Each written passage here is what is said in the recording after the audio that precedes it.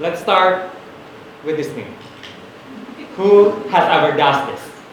Or maybe every night we say, after one video, I will go to sleep. Or just 5 more minutes and I will close TikTok. But in reality, we keep scrolling, keep swiping, reading all the comments until midnight without realizing that our bodies are tired but our minds still want to keep going. Now, let's do a quick self-check. How much time do we spend on our own phones? We can check on the phone setting and click on the screen time menu. Is there anyone spend 3 hours a day? Or maybe 5 hours? Or like one of my friend, that she spent more than 10 hours every day. According to digital report conducted by We Are Social and Meltwater, people nearly spend 33 hours and 27 minutes every week. It's more than 4.5 hours on internet.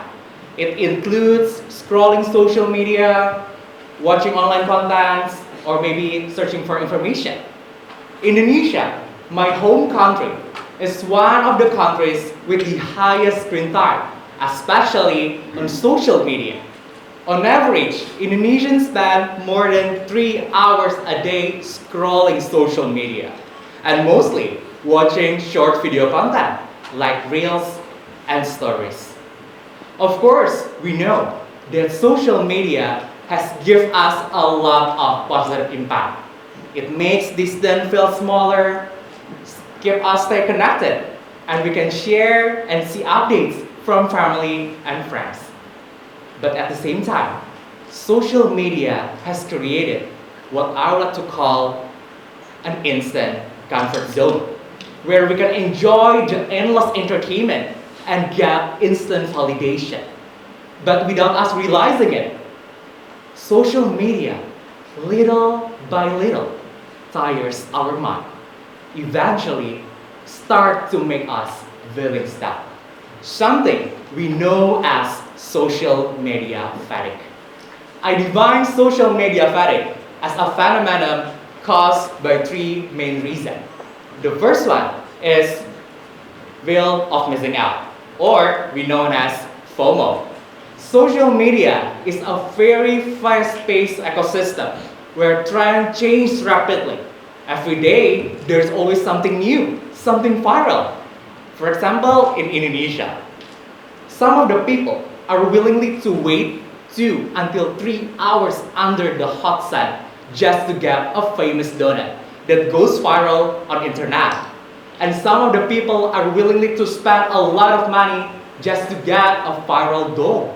And nowadays, a very famous sport that's happening in Indonesia is paddle, where people are willingly to spend a lot of money just to buy the exclusive sportwear and rent the expensive field just to make sure that they have a proper photos or videos that can be uploaded on their social media account.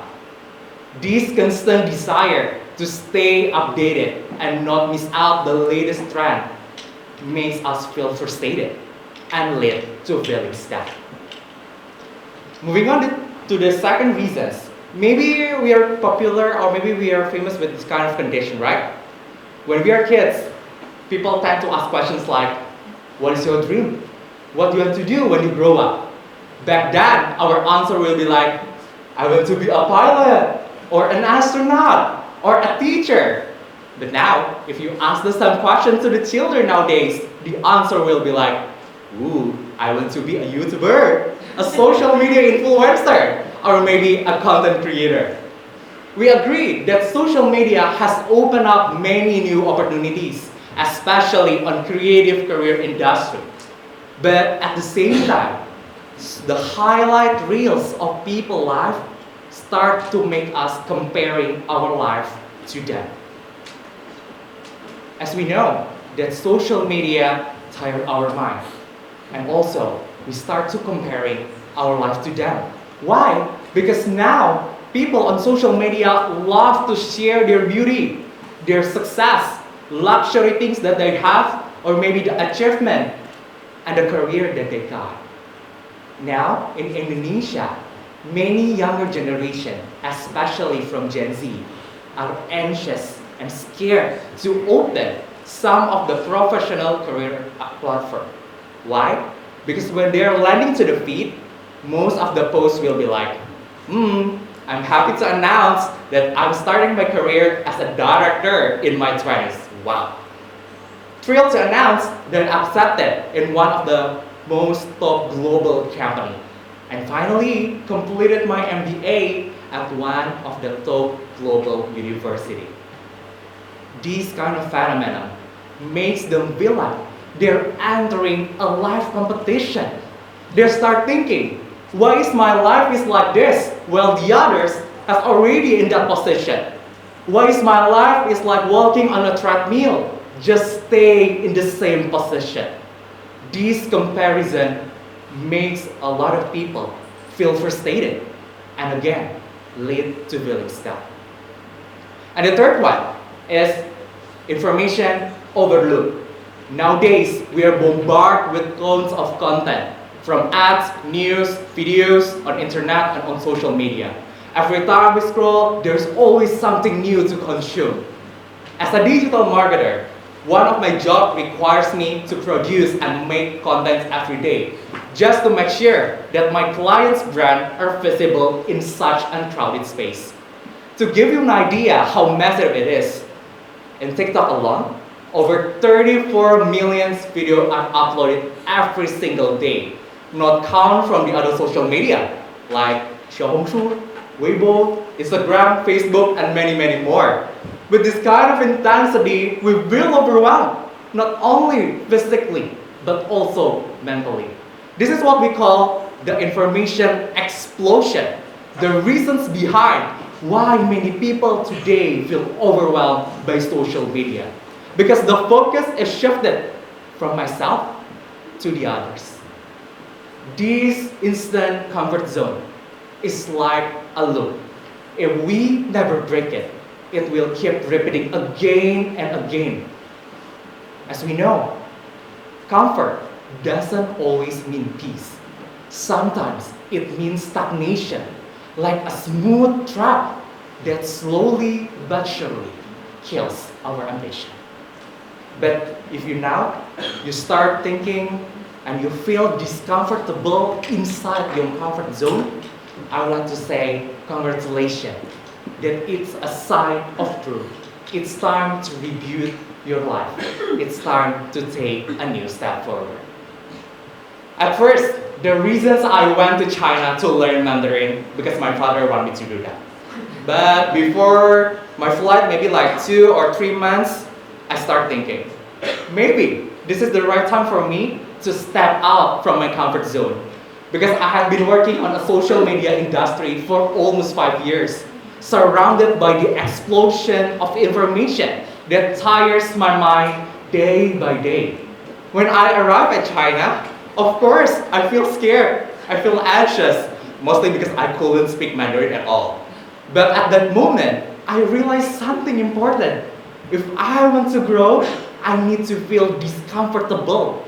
I couldn't rely on my comfort anymore. I need to adapt, to learn, and challenge myself. From this small reset, I learned that rebuilding our life doesn't mean we're completely starting from zero. It doesn't mean you have to erasing all your past and cutting every ties.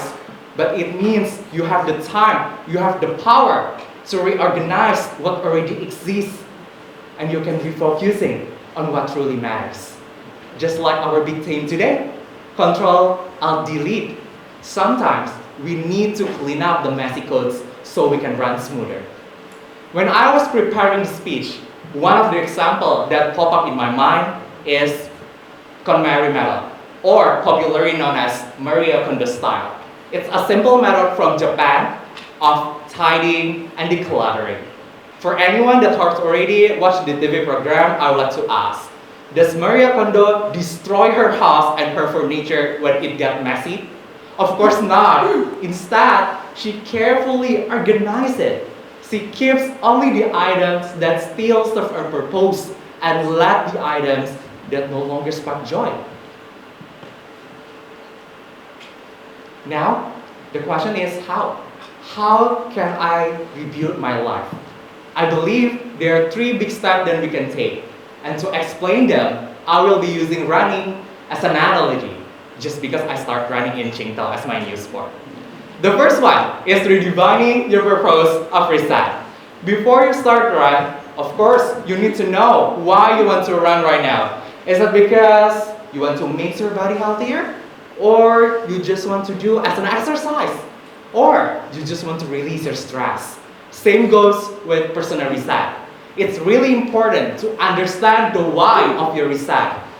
Because when you know, you can start to identify what kind of things that restores your energy and what kind of the things that keeping you stuck. The second one is reorganize your path. To finish, we need to have a clear path. The need to structure and design how you will run. Remember, that goal is important, but the process is the most important. Because without a good process, you will be never at finish. Maybe we can start by building a good routine every day. In the morning, when you open your eyes, please don't check your phone first. You can go for a walk, take a bath, and if you have time, you can read a book or writing down what you want to do today. Something small, but it's really powerful. And the last one is retracking your progress.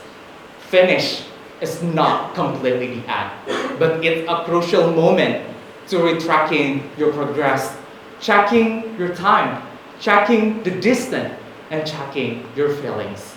Because this simple practice, the act of stopping, noticing, and reflecting, it's what rebuilds our attention. It what restores our energy. Feeling overwhelmed doesn't mean you're completely stuck, but it's a good sign, a good reminder that it's time for you to review your life.